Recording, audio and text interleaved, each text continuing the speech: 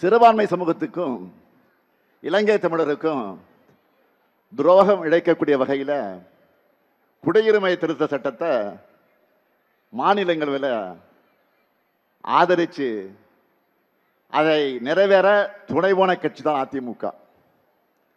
ஏன் இவங்களோட சேர்ந்து பாட்டாளி அன்புமணி ராமதாஸும் ஆதரவாக வாக்களித்து துரோகம் செஞ்சார். இவங்களால தான் சிறுபான்மையினருக்கு எதிரான அந்த சட்டமே மாநிலங்களில் நிறைவேறுச்சு. அதை தொடர்ந்து நடந்திருக்கக்கூடிய போராட்டங்களில் ஆயிரக்கணக்கான மக்கள் மேலே தாக்குதல் எல்லாம் நடத்தப்பட்டுச்சு. சுமார் 70 பேர் கொல்லப்பட்டாங்க. இவங்களோட இரத்தக்கரை இன்றைக்கு அதிமுக கையில் தான் இருக்கு. இவ்வளவுக்கும் பிறகும் பழனிசாமி என்ன பேசினார்?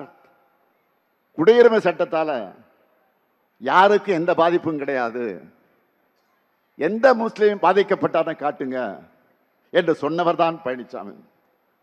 ஆனால் சிறுபான்மையின் வாக்கு வேணும்னு 2024 தேர்தலில் தனியா நின்று நாடகம் ஆடினப்போ சிஏ சட்டத்தை கண்டிக்கிறதா பல்டி அடித்தார் பழனிசாமி.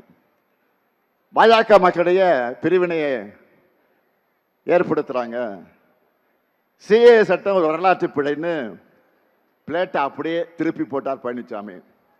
நான் இப்போ கேட்குறேன், மாண்புமிகு எதிர்கட்சி தலைவர் பழனிசாமி அவர்களை, நீங்க இப்போ அந்த சட்டத்தை ஆதரிக்கிறீங்களா எதிர்க்கிறீங்களா? தைரியம் இருந்தால் வெளிப்படையாக சொல்லுங்க. பழனிசாமி துரோக பட்டியல் இத்தோடு நிற்கல.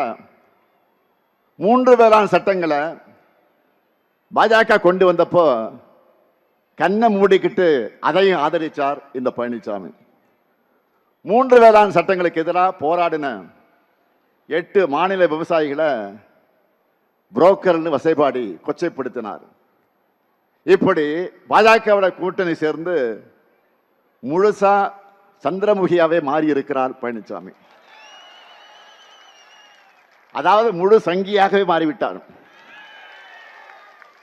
ஊர் ஊரா போய் அதிமுக கூட்டணியில் எந்த பிரச்சனையும் இல்லைன்னு பழனிசாமி சொல்லிக்கிட்டு இருக்கிறார். பிரச்சனை இல்லைன்னா எதுக்காக அத்தனை தடவை டெல்லிக்கு போனீங்க? டெல்லிக்கு போய் அமித்ஷாவினுடைய அப்பாயின்மெண்ட்டுக்காக பல மணி நேரம் ஏன் காத்து கிடந்தீங்க? அது வேற வேற கார்ல மாறி மாறி போய் முகத்தை எல்லாம் மூடிக்கிட்டு ஏன் வெளியில வந்தார்? சார், நான் கேட்கிறேன், கூட்டணிக்கு தலைமை அதிமுக தான் சொல்றாங்க.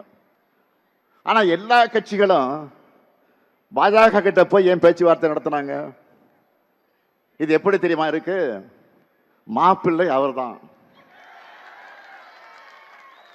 ஆனால் அவர் போட்டிருக்கிற சட்டை என்னோடதுன்னு நம்ம சூப்பர் ஸ்டார் நடிச்ச படையப்பா படத்தில் வர்ற காமெடி மாதிரி இருக்கு. நான் தெரியாம தான் கேட்கிறேன், கூட்டணிக்கு அதிமுக தான் தலைமைன்னா அதில் இருக்கக்கூடிய சிறிய கட்சிகள் எல்லாம் ஏன் அதிமுக சின்னத்தில் போட்டியிடாம பாஜகவுடைய சின்னத்தில் போட்டியிடுறாங்க? பழனிசாமியை முதலமைச்சர் ஆக்குவோன்னு பிரதமர் மோடி அவர்கள் இதுவரை சொல்லி இருக்கிறாரா? அதிமுக என்ற பெயரை கூட அவர் சொன்ன மாதிரி எனக்கு தெரியல. என்டிஏ சர்க்கார் தான் திரும்ப திரும்ப சொல்றாரு. ஆனா நாம Tamil Nadu versus NDA, Tamil Nadu versus டெல்லின்னு சொன்னா மட்டும் இது என்ன டெல்லி தேர்தலா? ஏன் அப்படி சொல்றீங்கன்னு பெரிய அறிவு கொழுந்து மாதிரி கேட்கிறார் பழனிசாமி.